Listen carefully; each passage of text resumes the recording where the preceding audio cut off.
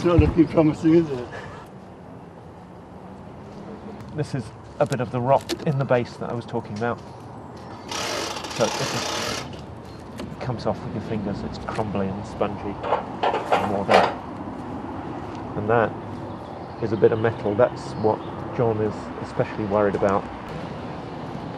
Sawmills are not always terribly happy about sawing timber that comes from London, from within the city, because there were so many bombing raids, including round here in sort of Leafy Dulwich, almost all over the city.